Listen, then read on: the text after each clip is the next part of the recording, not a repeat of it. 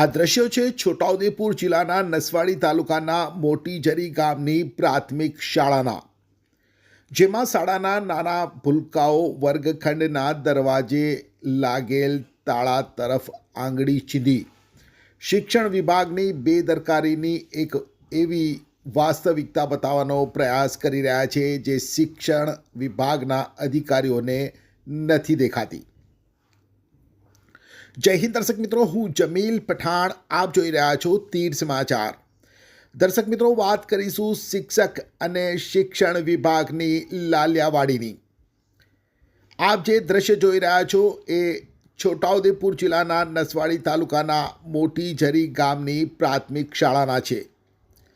ધોરણ 1 થી 5ની આ શાળામાં લગભગ 40 જેટલા વિદ્યાર્થીઓની સંખ્યા છે અને ધોરણ 1 થી 5ના આ તમામ બાળકોને અભ્યાસ કરવા માટે વર્ષો જૂનો એક વર્ગખંડ અને એક શિક્ષકની વ્યવસ્થા શિક્ષણ વિભાગ તરફથી કરવામાં આવી છે।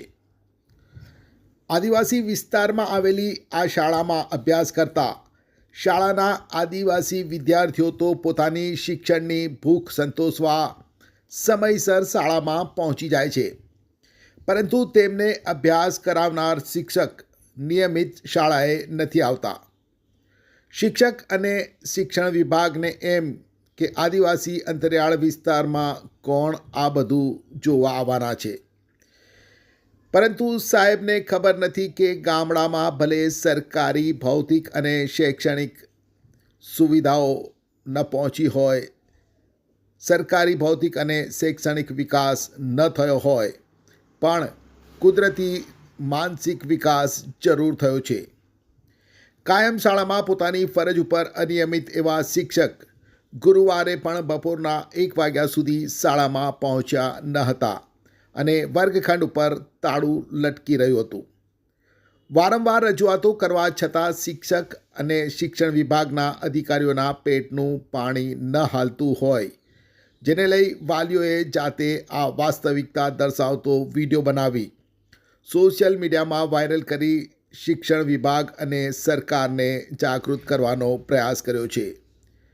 જોકે આ માત્ર એક શાળા પૂરતી સમસ્યા નથી। આદિવાસી અંતરિયાળ વિસ્તારમાં શાળામાં શિક્ષકોની અનિયમિત હાજરી એ જાણે એક પરંપરા બની ચૂકી છે। ત્યારે આવો જોઈએ મોટીજરી ગામના પ્રાથમિક શાળાના વિદ્યાર્થીઓ અને તેમના વાલીઓ દ્વારા સોશિયલ મીડિયામાં વાયરલ કરાયેલ વિડીયો। આજ રોજ તારીખ 5/12/2024ના રોજ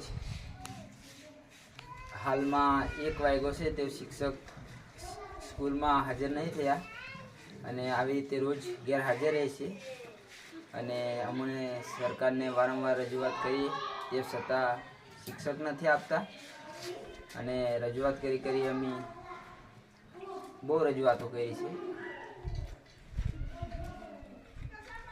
એટલે સરકારને અમારી અપીલ છે કે અમને શિક્ષક બીજો નવો આપે, એવી અમારી માંગ છે ગામ લોકોની। દરરોજ આ પ્રોબ્લેમ છે। છોટાઉદેપુર સહિત રાજ્ય, દેશ અને દુનિયાના સમાચાર જોવા માટે સબસ્ક્રાઈબ કરો તીર સમાચાર અને બેલ આઇકોન જરૂર દબાવો।